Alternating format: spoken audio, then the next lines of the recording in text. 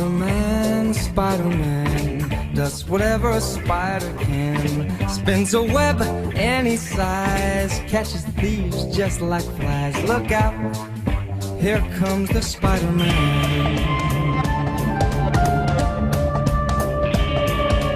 Is he strong? Listen, buddy, he's got radioactive blood.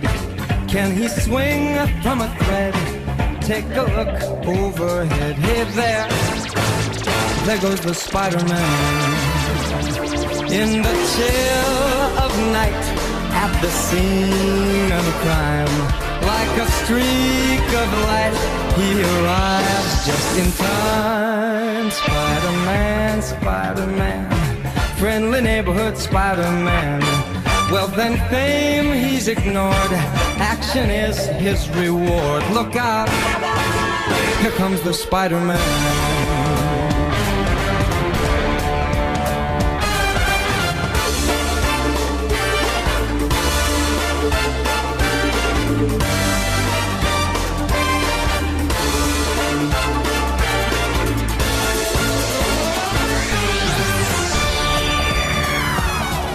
Spider-Man, Spider-Man, friendly neighborhood Spider-Man. Well, fame, he's ignored, action is his reward. Look out, here comes the Spider-Man. In the chill of night, at the scene of a crime, like a streak of light, he arrives just in time.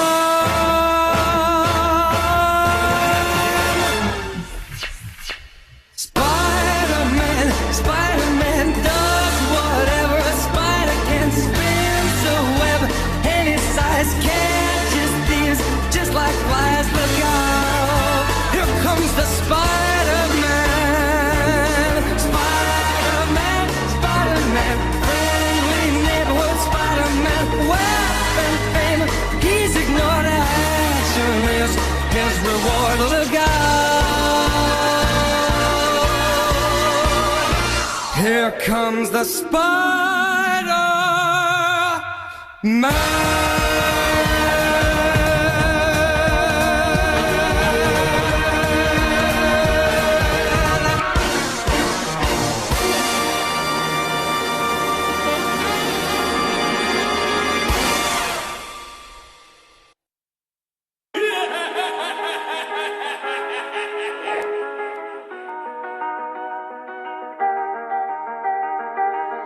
Threw me through the door. Oh, this tangled web can't hold no more. Got nowhere else to go. Thoughts inside my head so cynical. Oh, city needs saving, but I'm left hanging, facing it all alone. They got me surrounded, wanting me grounded. Feels like there's no way home. Guess I'm not been at my best, it's safe to say. Ever since my idol rested, oh, to save the day. I know lately I've been making tons of mistakes. My responsibility, gotta find a way. Oh, identity, no, the worst thing that could happen to me. The choices I chose, not knowing what I really set free. Could I be wrong? The fate, it's really destined to be. All my plans turn to dust. Out of time, they just threw me through the door. Oh, this tangled web can't hold no more. Got nowhere else to go. Thoughts inside my head so cynical. Oh, city needs saving, but I'm left hanging, facing it all alone. They got me surrounded, wanting me grounded. Feels like there's no way home. Guess I'm not been at my best, it's safe to say. Ever since my idol rested, oh, to save the day. I know lately I've been making tons of mistakes. My responsibility, gotta find a way.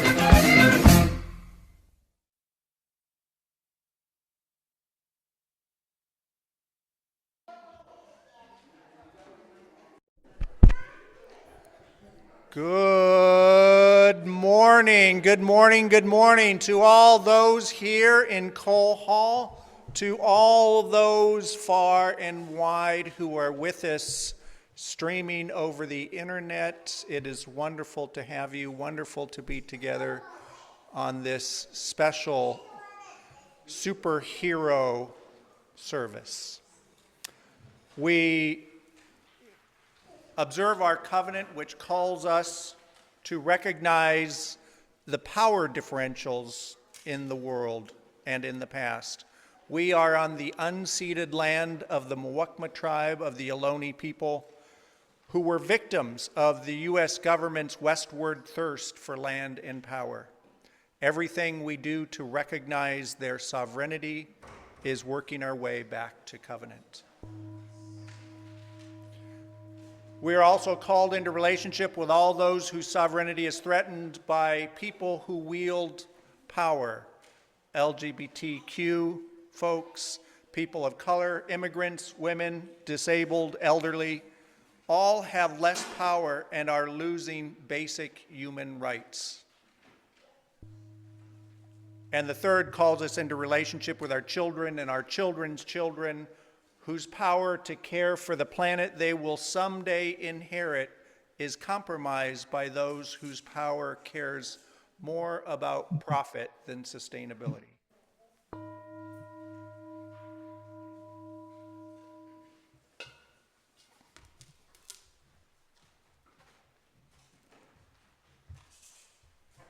Good morning, everybody. Good to see everybody. We have an abundance of culps with us today, which is probably the plot of a superhero movie. They invade and they have to be driven out or something like that. Anyway, it is my great pleasure to do the call to worship today. And today's sermon involves two characters named, about which a lot of ink has been spilled. They're both named Peter. And as the Mission Peak's resident scholar of comic books and resident nerd of comic books, it falls to me to tell you a little bit more about the one you probably are more familiar with, and that is your friendly neighborhood Spider-Man, Peter Parker. Spider-Man, as it turns out, was one of three seminal characters alongside an updated Flash, the Fantastic Four, really all we're counting those as one character, and then Spider-Man, that launched something known as the Silver Age of Comics, which came out of the Golden Age of Comics, as you might guess. And that it was a period that arose out of a post-World War II America that had defeated the Nazis, but was now grappling with some new fears, a lot of them around social justice issues, social change, communism, and especially the bomb. So consequently, most of those initial Silver Age comic book heroes shared three things in common. One is that they were all scientists. So if you think of the Hulk, Bruce Banner, or if you think of Henry Pym, Ant-Man, they were both scientists, particle physicists. And Peter Parker certainly had a fascination with science. Fantastic Four, they were all astronauts. The other thing that, as you start to look into it, that they had in common was that a lot of them were created by radiation. The Fantastic Four flew through gamma rays. The Hulk got zapped by gamma rays. And Peter Parker, of course, was bitten by a radioactive spider.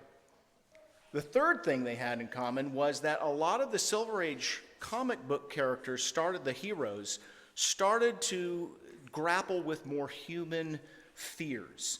They had to deal with things like not fighting the Nazis, but rather just paying the rent and being an outsider. So just they were more in touch with everyday human struggles. So all three of these conditions are true for the protagonist in today's call to worship, which is Peter Parker. When we first meet Peter Parker, in Amazing Fantasy number 15, he's a 15-year-old, and believe it or not, that is Peter Parker on the right-hand side, dressed like every 15-year-old today with a tie and glasses for his school day. Anyway, he's 15 years old, he's rejected by girls, and he's laughed at by his peers. And someday he says, in fact, in the second panel there, you can see the kids saying, "See you later, bookworm." And then he heads to his science exhibit where he says, "Someday I'll show them. Someday they'll be sorry they laughed at me." By the way, if anyone has a copy of this in your basement or attic somewhere, please let me know afterwards. A recent copy in 2021 sold for $3 million. So Peter heads into that science exhibit. He's bitten by a radioactive spider, and rather than dying a very painful death of radiation poisoning a few weeks later, as it would happen to you and I, he gains the power of super spider strength. So what do you do if you're 15 and you all of a sudden have these superpowers?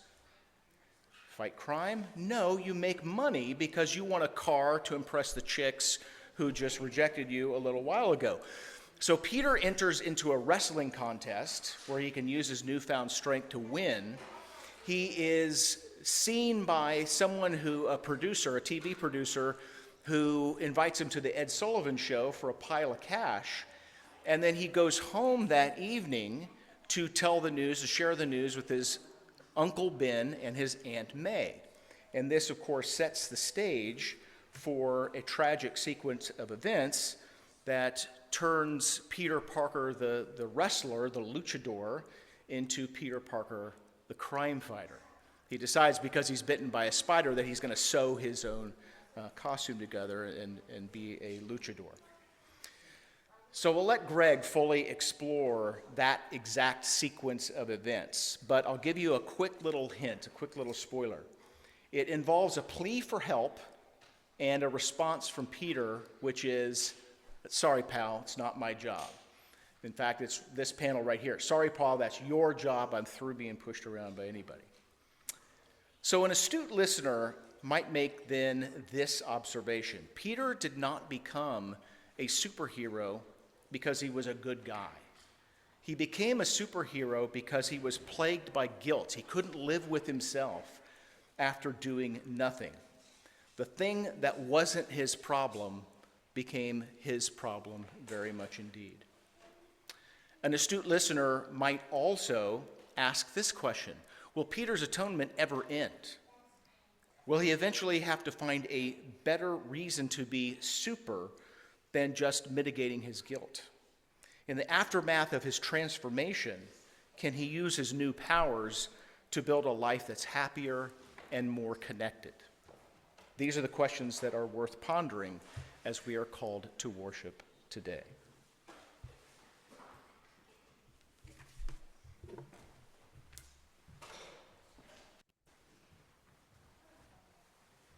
Good morning. I am here to light our chalice. I hope you will join me in these unison words, which connect us together as a community and connect us to Unitarian Universalists across the globe. You will need your hands and arms, so if you're able, please join me. We are Unitarian Universalists who put love at the center of our lives. May this chalice we light today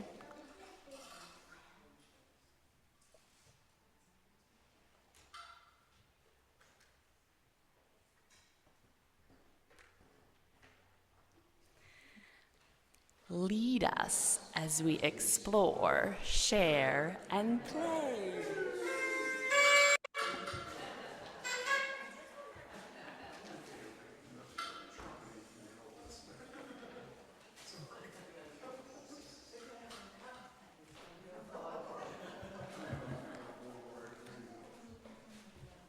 Good morning, everyone.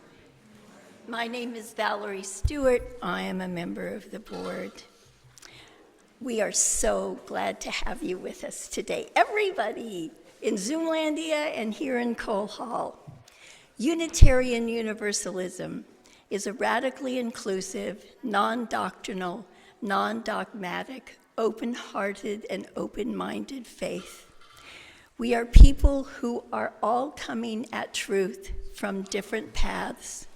We gather together with different identities, experiences, and beliefs to affirm and promote the inherent worth of every person. Together, we see our job is to love the hate out of the world, heal the hurt in ourselves and others, and be the change in the world we'd like to see. If you're our guest for the first time, but you're not, we welcome you. Here's a bit of information on how our hybrid services work. We use chat in the Zoom or the book near the welcome table for you to share joys and concerns. These are personal milestones with which you will share with the congregation later on in the service. We'll have a social time together inside due to the inclement weather. Thank goodness it's raining. And we'll have to share the space over here with coffee and the folks taking the class after the service. Our worship host for the Zoomers will put you into fun Zoom rooms after the service. Our membership team over at the table there, the lovely Jen Culp, will put a link in our weekly newsletter in chat so you can see all the events coming up. We encourage you to join anything that interests you. We also have a welcome email, welcome@mpuuc.org, if you would like to have any more information. If you're here in person, our welcome table's over there, and you can sign up to receive any information you would like to get. We have a few announcements today. Right after the service, the third of our shared pulpit class will take place, and there'll be shifting of tables and chairs. So if you're joining us for coffee, right over there, and then you'll get to see all the magic take place as things move around. And if you'd like to help with the moving, you're very welcome. The bad news, we had a phishing attempt at the congregation this week. That means somebody sent an email as an imposter asking for the password for the membership directory. Nobody's ever going to send you one of those legitimately, so don't respond. But do let us know if you ever get anything like that. We don't believe that anyone has responded and that there has been no breach of the information in the directory. But please be careful when we get those sorts of things, they happen. And if you are in need of mental health or family health support, our lovely community minister, Barbara Myers, is always available for you as a resource, and she's happy to help you. Now, we have a special announcement from the Zoom world.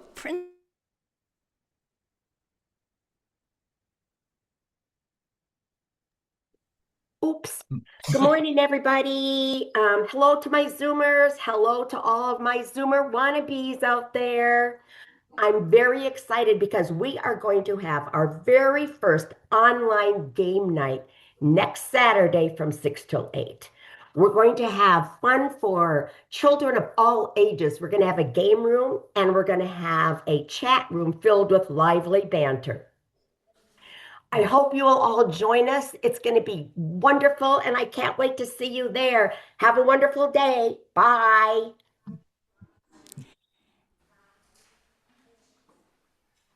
And more information about signing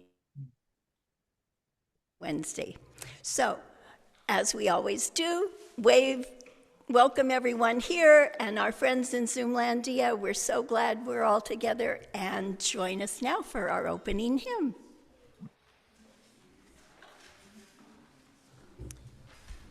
This morning's opening hymn is a treat for a couple reasons. One is that we have our very own Bruce Cates, who will be joining Jay on doing the hymn. The hymn that we're going to be doing, Now Let Us Sing, is another example of an American spiritual gospel whose words were changed. In both versions, it is a joyful and defiant song. The lyrics in our hymnal are, "Now let us sing to the power of faith within." But in its original form, it was now let us sing till the power of the Lord comes down.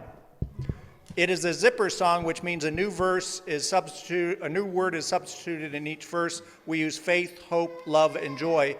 But it's important to note that in the original form, it was calling for the congregation to preach and to pray till the love and the Lord come down.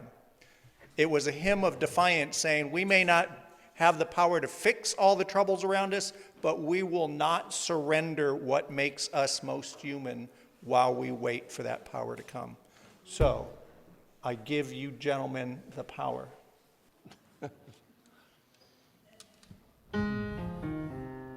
Sing to the power of the faith within.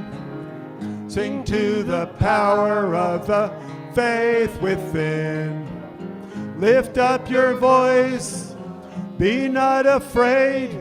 Sing to the power of the faith within.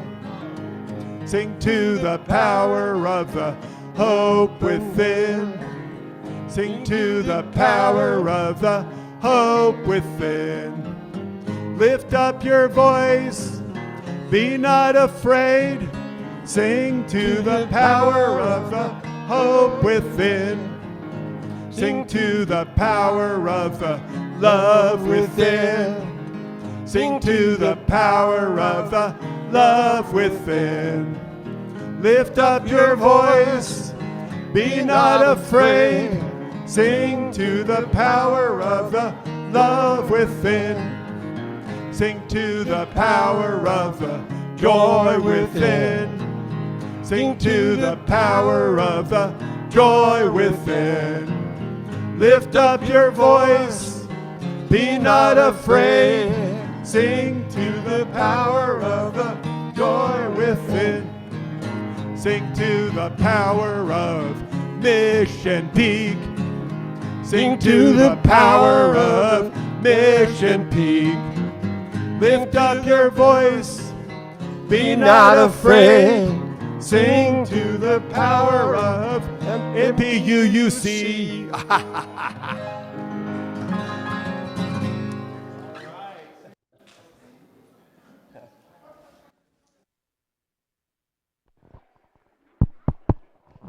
Do we have any superheroes here this morning? Oh my goodness, look at all of the superheroes. Can you all see the screen? Awesome. Look, we've got Spider-Man. Oh, this is fantastic. Okay. So we're going to show you some superheroes. And how good are you at recognizing superheroes? Do you know a superhero if you see one? Sort of? Sometimes. Okay, let's try. Who is this? Spider-Man. Yeah. He's my favorite. He's your favorite too? Oh, I love Spider-Man. Who's it? Batman. We've got a Batman in the audience. How about this? Wonder Woman. And the Hulk. Hulk has muscles like you. Oh, who's this? Iron Man. He has lots of movies. That's how super he is. And this one? Lion King. Do you know Lion King's name? Simba. Exactly. How about this one? How did you all know that? You watched the movie? Oh, somebody had to teach me who these people were. That is Maya's favorite. Okay, how about this? Minions. Yeah. Oh, you have lots of heroes. How about this? Bluey and Bluey and Bingo. Moana, you guys know all of the heroes. How about this one? Paw Patrol. Who watches Paw Patrol? Yeah. They solve crimes, huh? Yes. They solve problems. They fix things. How about this? Peppy Pig. Peppa. I need some work to get in the Peppa fan club. How about Pikachu? You guys know all of them. He's your favorite? More than Spider-Man? And Spider-Man. Did they ever work together? That's right. How about this? SpongeBob. So, what is it about all of these superheroes? What kind of superhero would you want to be? What kind of powers would you want to have? You want to be Pikachu? What kind of powers would you have as Pikachu? Would you be like strong? Oh, no, you wouldn't be strong? You'd be fast.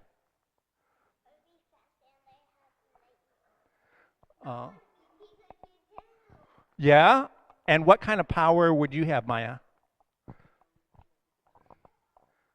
Pikachu powers.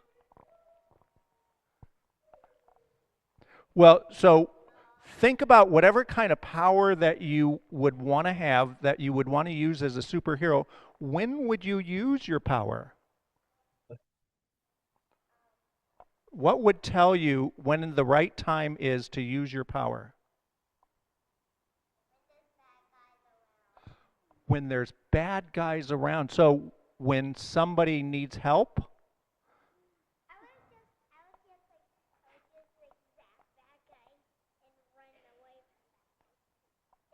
Right. So you help people escape from trouble.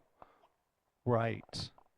And I think Ariel had something that she said was a motto about when to use your power or how to use your power. Yeah, I learned this when my kids were in preschool. The preschool teachers talked about power a lot, and they always said, use your power for good. And I never forgot it. Really, it is kind of my motto. And does anybody remember Spider-Man's mantra? Spider-Man? What is it? He says, with great power comes great responsibility. Responsibility.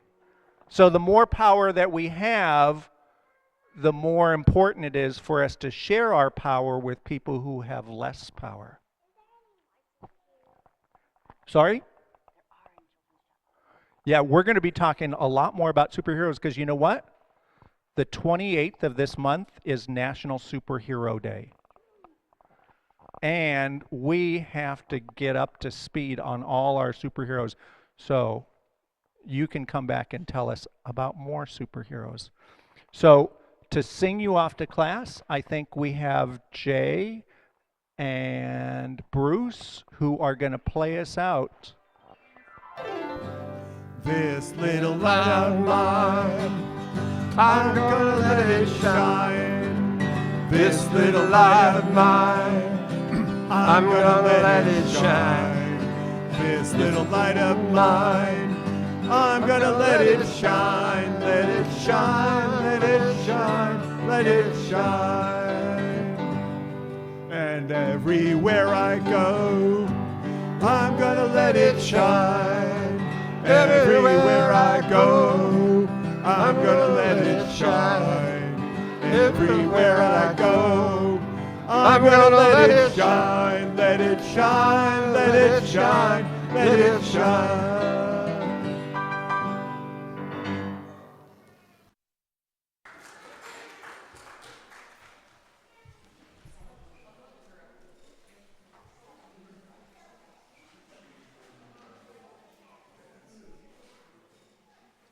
We take up a collection every Sunday for the simple reason that our purpose in gathering is more than for ourselves. We are connected in others. Problems that we don't think are ours can very much become our problems indeed. We want to make sure that the ministries that we need, the ones that support our children, our youth, our programs of learning and leadership, and our ministries of anti-oppression and our work in the larger world are in place to meet the needs of others. So you can donate to the Mission Peak congregation using the QR code that you see on the slide. It should also be in your order of service. You can mail a check to Mission Peak Unitarian Universalist Congregation, and the address is on the website and also in the order of service. You can drop an envelope with a check in the Mission Peak UU mail slot, and you can pay online at MPUUC.org. We hope you'll make a contribution towards these worthy causes by sending your money to the address. I've covered all of that, and you can use the bill pay option on your online banking as well. Thank you for supporting and sustaining our efforts for our members, our friends, and our staff. Your contribution make loving, learning, and leadership more possible.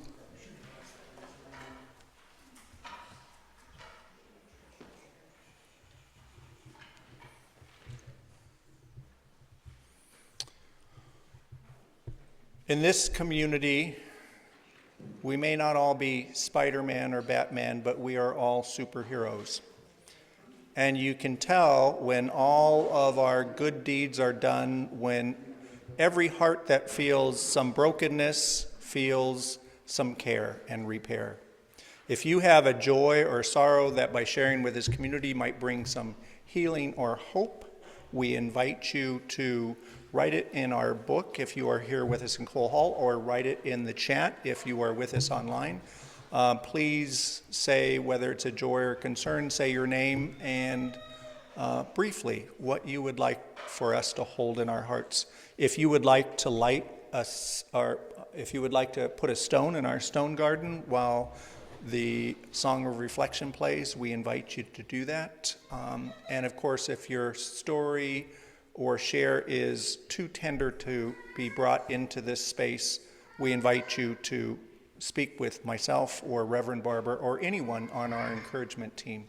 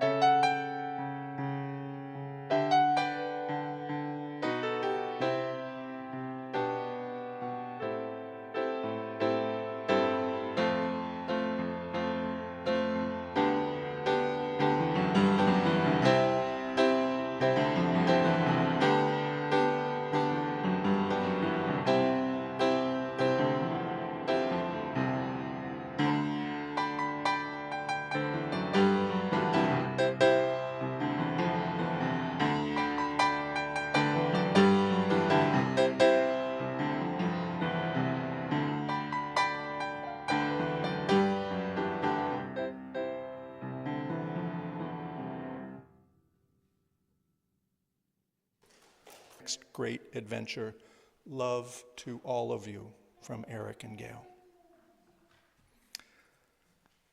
And finally, one last stone for all of the hopes and the hurts still too tender to escape our hearts. We encourage everyone who seeks the solace of loving community to reach out and speak to someone on the encouragement team. And until then, we keep our hearts, our minds, our arms, and our doors open.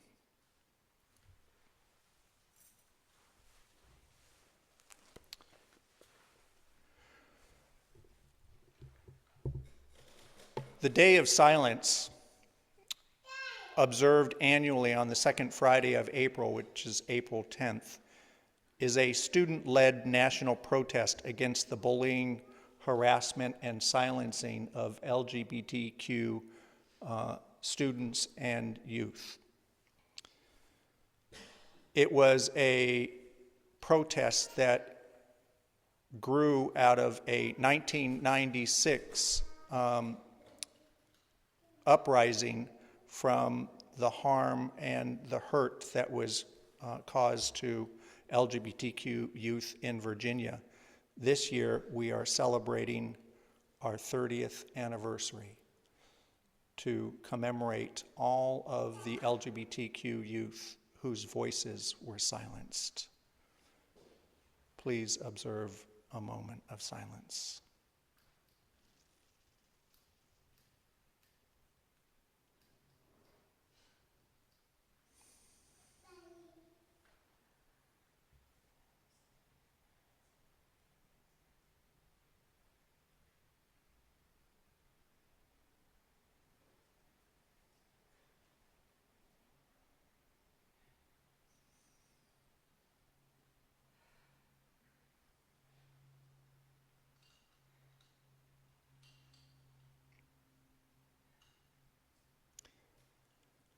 The silence is traditionally broken with what they call a night of noise, which encourages people to stand up and speak out when we see oppression against the LGBTQ community.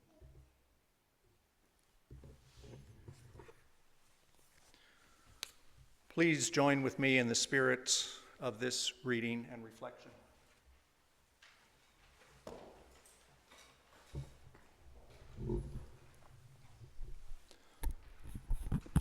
We have all pictured ourselves in the most trying times doing something heroic, holding the moment, holding the space to bring healing to everything to which we have pledged ourselves to be true.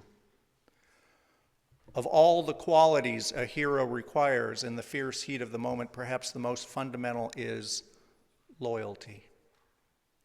Being loyal to the good that is within us, and being loyal to the goodness we know is within all those around us. In these incredibly trying times, we try to tell ourselves we could be heroes.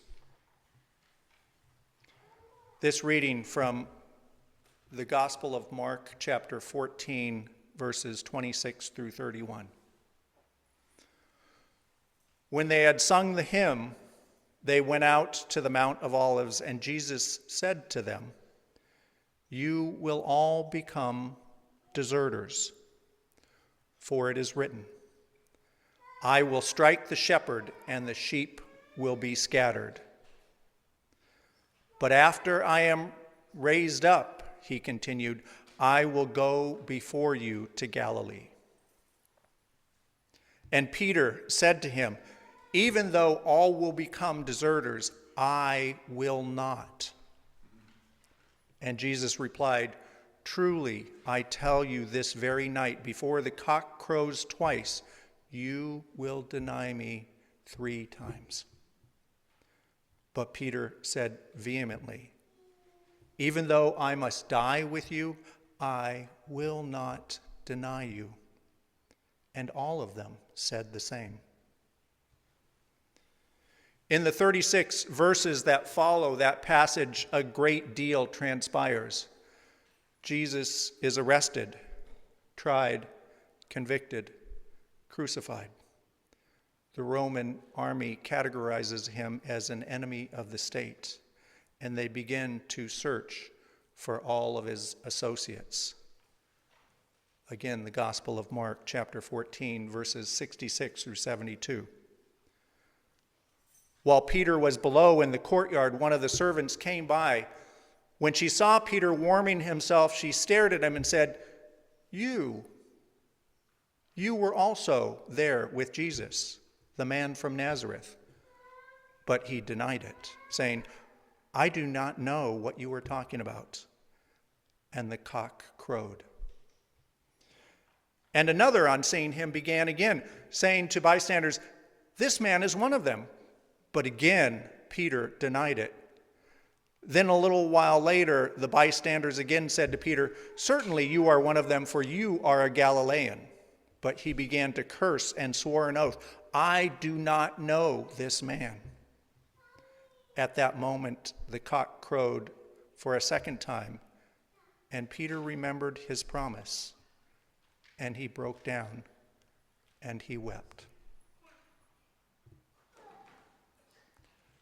One of the greatest sorrows the world offers is when we realize the loyalty we thought was woven into our very being is ushered away by fear. And the power we felt that was part of us because we were part of a larger tribe leaves us. But it is not forgotten. And part of the pain is the voice that continues to speak in our heart, reminding us we could be heroes.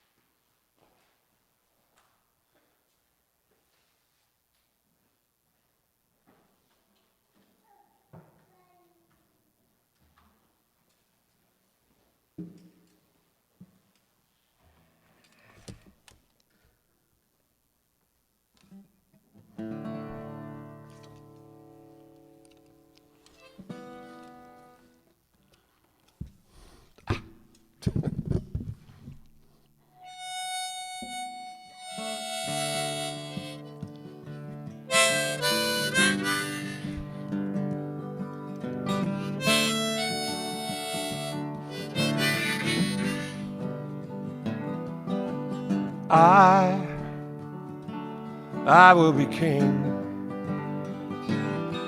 and you will be queen. Though nothing will drive them away, we can beat them for just one day. We can be heroes just one day. And you can be mean, and I'll drink all the time,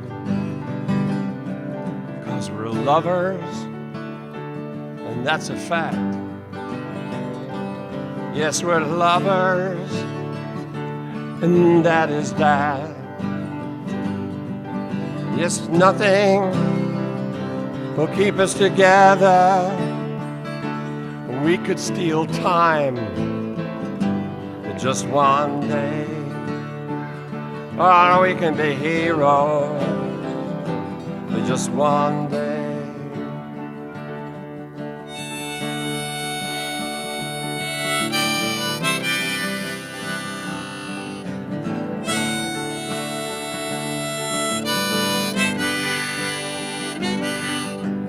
I wish I could swim like dolphins can swim.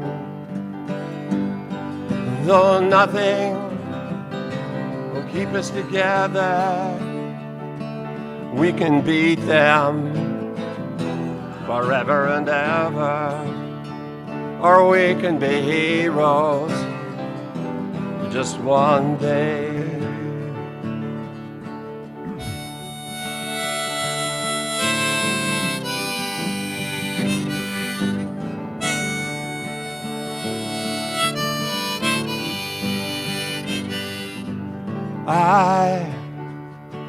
I will be queen,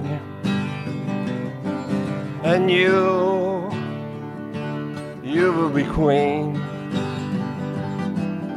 Though nothing will drive them away, we can be heroes, but just for one day. Or we can be us, but just one day. I can remember standing by the wall, the guns shut above our heads, Over our heads, and we kissed. Oh, nothing would fall, nothing could fall. and the shame was on the other side. Oh, we can beat them forever and ever, and we can be heroes just one day. We can be heroes. We can be heroes. We can be heroes just for one day. We can be heroes. Where nothing will help us. Maybe we're lying, and you better not stay. But we could be safer just for one day.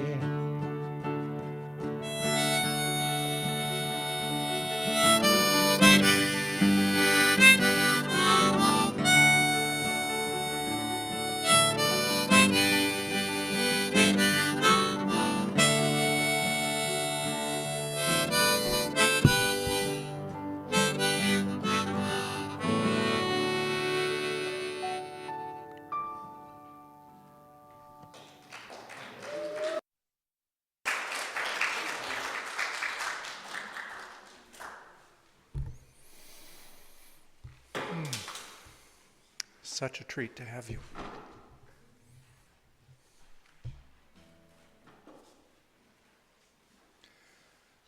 Mind the gap. Please mind the gap. Anyone who has traveled to the Tube in the London Underground has heard this phrase or seen it posted.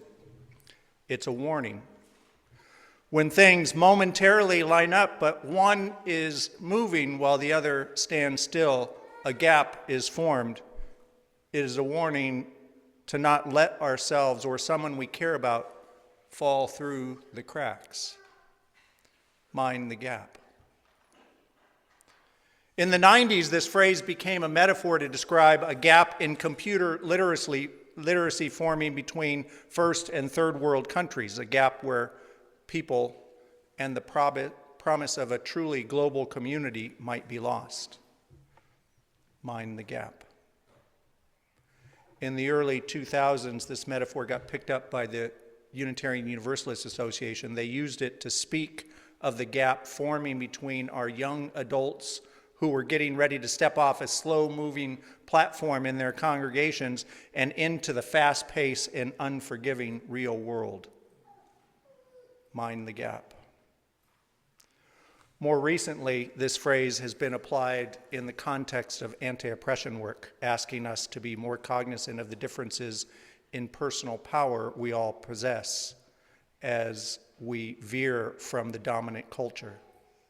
People whose skin is darker, whose accent is thicker, who are not sufficiently masculine or macho, who don't have wealth or education, who can't live in the narrow heterosexual lane of privilege, all have less power. All are more susceptible to the gap between prosperity and diversity. Mind the gap, they ask us. Please, mind the gap. This morning, I'm not going to ask us to deny our privilege. Quite the opposite. I am asking us to recognize and use our privilege and the power that comes with it to protect and even save those who live in this world without power. Show of hands, how many here have found themselves or watched someone they love stumble into precarious situations with no safety net because no one was looking out for them, and watched them fall through the cracks?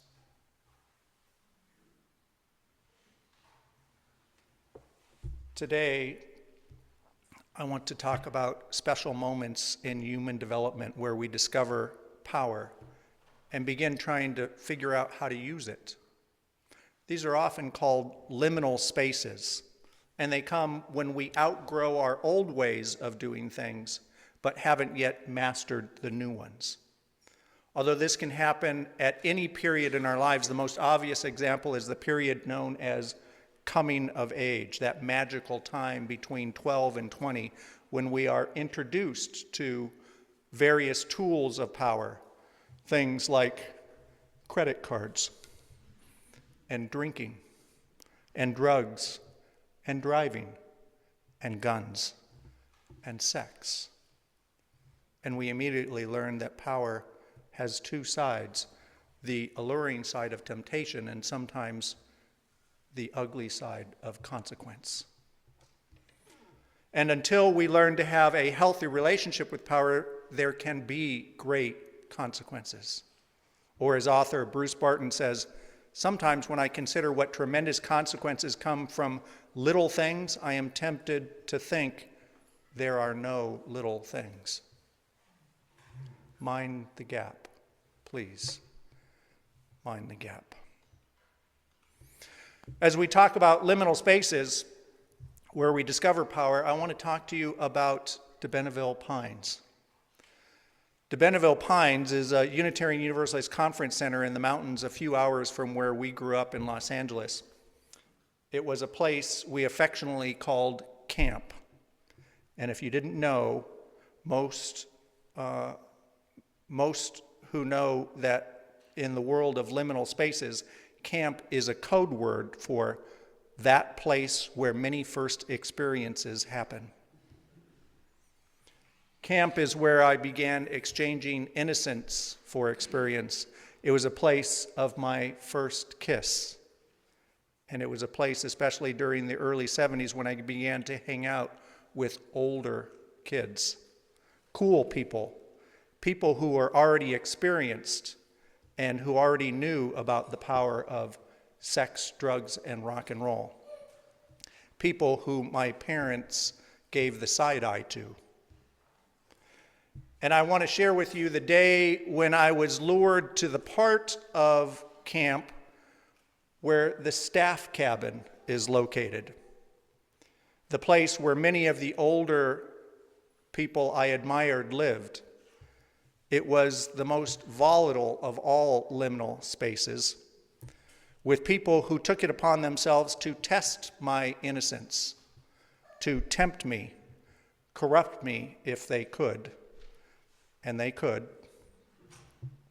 It was that day that they offered me, and I tried, my very first comic book.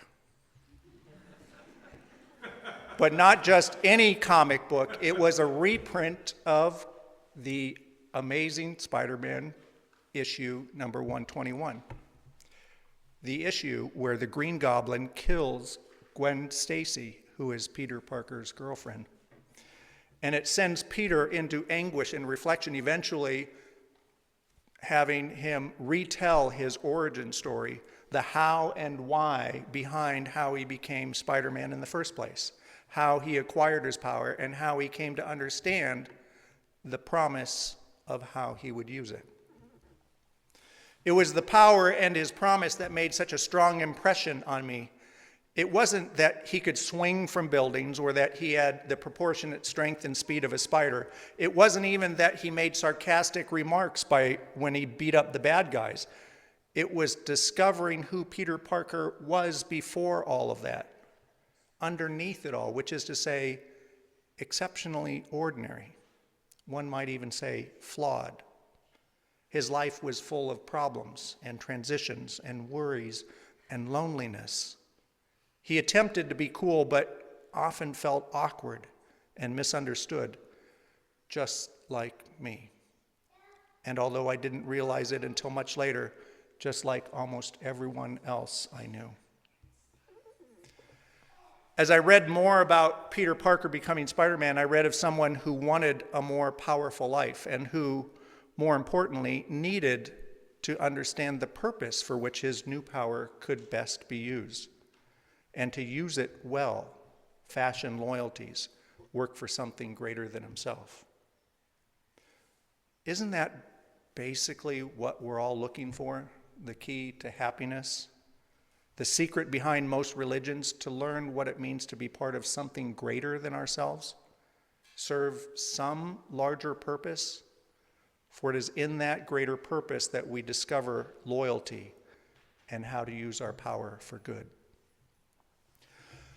Of course, I wasn't thinking of any of that in the days that followed my first encounter with comic books. I wasn't thinking of Spider-Man a year later when I arrived back at camp on the first day of summer retreat, where my friends had carefully arranged it so that I would stand at the opening fire circle next to Karen Salinger, the new girl who was only a day younger than me, who I was obviously deeply smitten with.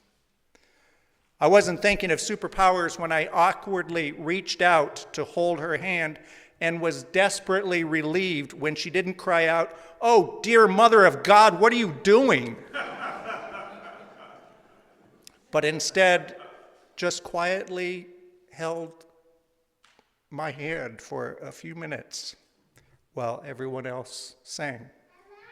And then later, when we stayed behind after others left, and we shared one short, incredibly clumsy but very memorable kiss. I wasn't thinking about discovering power in that moment. But ironically, power is exactly what I discovered.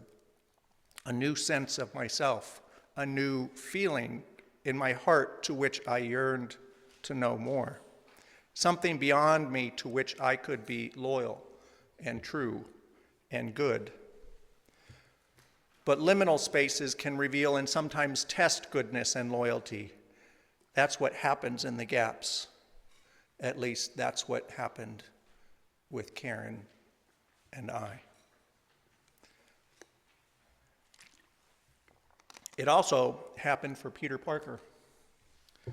Peter Parker lived in the gaps, that in-between place. He never really knew his parents because of circumstance and tragedy. He was raised by his Uncle Ben and Aunt May. They tried to make up for that uncertainty and ordinariness that Peter felt in the gaps, but they couldn't. And still, that didn't keep Peter from feeling a deep loyalty toward them. Peter's whole life changed on the day he attended the science demonstration on nuclear radiation at the nearby college. A common spider irradiated by the particle accelerator fell from its web and bit Peter on the hand. The bite made him dizzy, but it also gave him certain powers: the speed and dexterity of a spider, the ability to stick to walls, and a tingling feeling that warned him of danger. But he was an exceptional student of science, and so Peter quickly developed a polymer fluid and a wrist device to shoot it that enabled him to spin webs and climb and swing. He created a costume, and in a very short time, he became the amazing Spider-Man. But that was only part of his story. That was his power. He had yet to become a hero. He had yet to learn for what besides himself he would use his new power.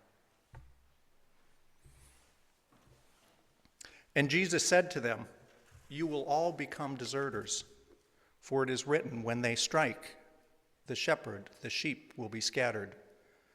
But Peter said, "Even though all become deserters, I will not." And Jesus said back, "Truly, I tell you, this very night, before the cock crows twice, you will deny me 3 times. But again, Peter said vehemently, "Even though I must die with you, I will not deny you." And all the others said the same. That week at camp with Karen was magical. I can't say I fell in love, but I can say I fell blissfully into the gaps between who I knew I was and who I wanted to be. I got to try on seeing things from a different perspective, and I found myself wanting to be loyal to this new point of view. But at the end of the week, after joys and tears and many promises spoken, we parted ways. We tried to write and talk on the phone, but it became clear that our times together would be sporadic. Still, there was no mistaking I had been bitten, and the power I discovered would stay with me, even as I was still learning to use that power. Excited by his new powers, Peter took every opportunity to explore them. He looked for ways to use them to his advantage. Responding to an ad, Peter tried to earn some money by fighting a famous wrestler named Crusher Hogan, who he beat easily. And the attention led to an appearance on the Ed Sullivan Show, which made Peter believe he could have a lucrative career of fame and fortune. But on the way out of that studio that night, fate dealt him a very different hand. He was shoved aside by a criminal running from a policeman. The officer called Peter to stop the criminal, which with his powers he could have easily done, but Peter decided it wasn't his problem, and the robber slipped past him and got away. It was in this time that Peter was sitting by the fire when one of the authorities came by. When she saw Peter warming himself, she stared at him and said, You were also with Jesus, that man from Nazareth," but he denied it, saying, "I do not know who you are talking about." And the cock crowed. The summer of that first kiss, Karen and I didn't live very close, and distance grew. We grew a little closer when I moved back to camp at 15 and she visited. We wrote and talked on the phone occasionally, but when I moved on from camp, that time became less, and months passed, and then a year. A letter came, and then a call. I knew that Karen was struggling. I knew she was having a hard time in her life. I knew about her feelings of helplessness and even hopelessness. I didn't really know how to respond or what to say, what to offer. And by this time, the confidence I had discovered that she had helped to give me had begun taking me in other directions. So I didn't always put as much effort into calling her back, and more time passed. And for a few periods, we hardly talked at all. And then another, on seeing him, began again saying to bystanders, "This man is one of them." But again, Peter denied it. The incident with the criminal at the TV station might never have crossed Peter's mind again if it weren't for what happened next. A few nights later, while at another TV appearance, a burglar broke into the home that he shared with his Aunt May and Uncle Ben. In order to escape, the burglar ended up shooting Uncle Ben. Peter returned later that night to find sirens and an ambulance outside the door, and when he figured out what had happened, he became delirious with rage and vowed revenge. He donned his new costume and used his new powers to search the city to find the culprit. But when he finally cornered him in an abandoned warehouse, he was devastated to discover that it was the same criminal who rushed past him in the TV studio a few nights earlier.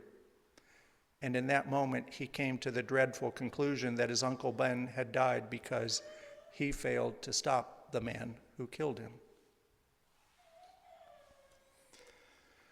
It was my senior year in high school, and my life had become quite busy with various new loyalties.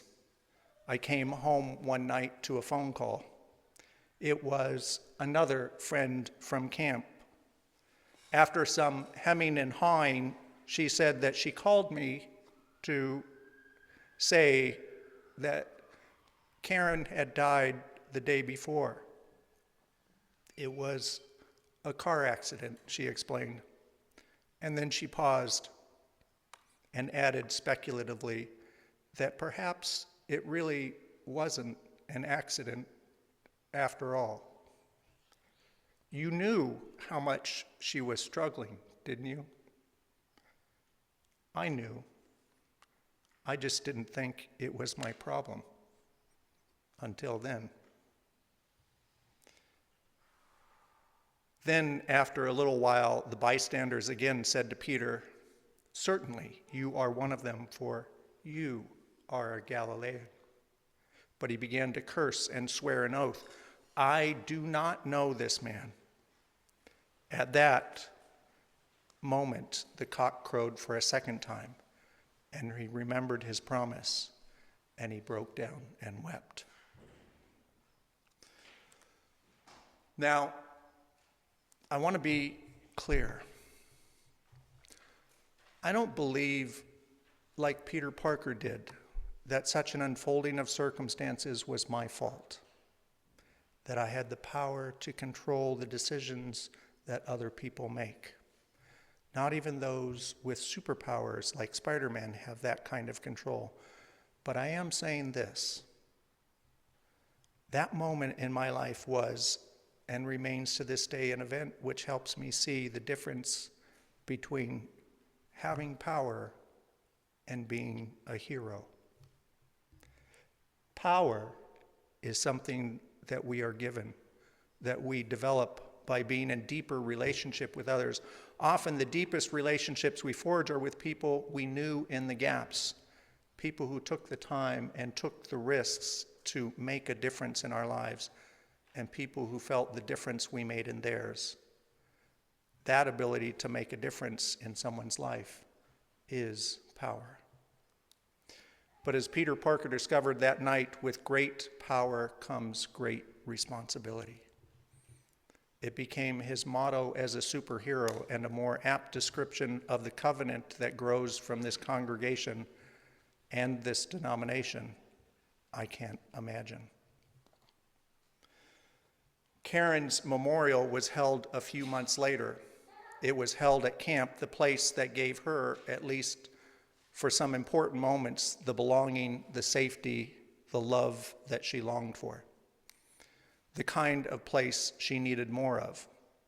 Even after all the pain and the loss, the ever-awareness of the gap to which they lost Karen, her family and friends knew that it was this community that held the power to save her life and held the power to heal theirs. They knew that the community was and always would be composed of people who needed one another, that despite tragedies would remain loyal, that at its core it stood for a place that allowed people to see the forming gaps between us and weave an interdependent web of reaching out and holding on. I don't think that we always understand the importance of such places, or all that we count on them for, or the fact that the world is calling for this congregation to be one of those places. It may be hard, but I'm asking you to imagine having to face today's world without such places. If you were a parent, imagine trying to let go of your children without places that teach them about relationship and safety. Try watching the people you love cross into that liminal space between the worlds, navigating spaces they cannot fully understand and without all the power that such places require. Remember that place that helped you discover your power and share it at large. Call upon your power to notice when you're needed. Reach out, grab hold, and hang on to those in the gaps. Become part of the interdependent web that protects all things. Mind the gap. I'm asking you this morning to remember that our world is tough on innocence. It can be a painful place for people without power, and we need places like this where we can keep an eye on one another, where we are all connected, and where none of us exist only for ourselves. All of us get lost and fall through the cracks, and our power comes not through teaching information, but teaching relationship. This congregation was built to be a place of that teaching. Make that teaching yours. Reach out, grab hold, hang on to one another. Mind the gap. Please mind the gap. We will now have a strangely upbeat song, which I chose to follow this sermon, and that will be Turn the World Around by Jay and Bruce. Actually, it's by Harry Belafonte.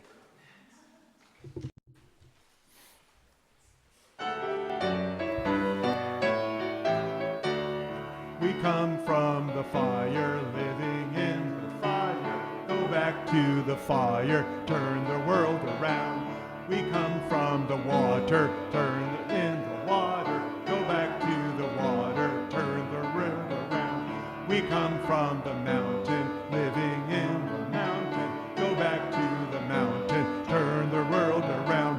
Whoa, so is life. Ah, so is life.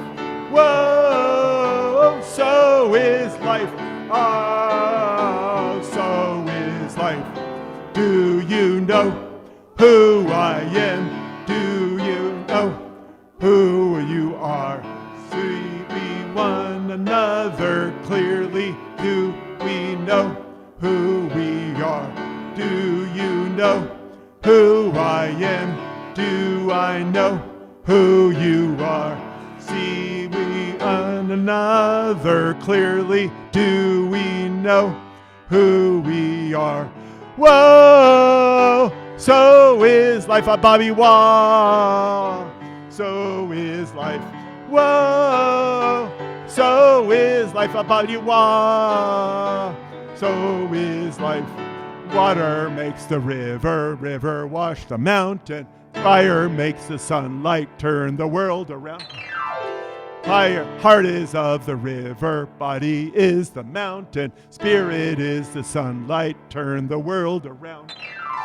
We are of the Spirit, truly of the Spirit, only can the Spirit turn the world around. Whoa, so is life a Bobby Wah. So is life. Whoa, so is life a Bobby Wah. So is life. Whoa, so is life a Bobby Wah. So is life. Whoa, so is life. Whoa, so is life. Woo! Great job, Jay.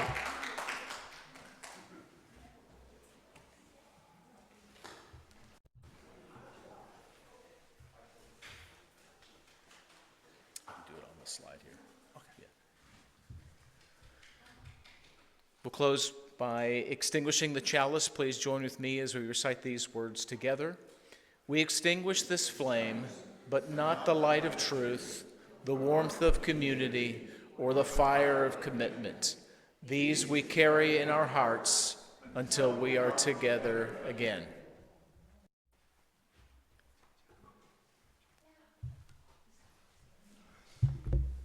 Hand on each other's shoulders or reaching out to the world, connect this interdependent web of which we are all a part.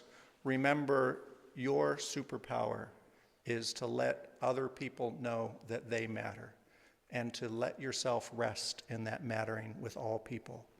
May we go out and make a world of mattering, one with another. Amen. Amen. Thank you, Greg.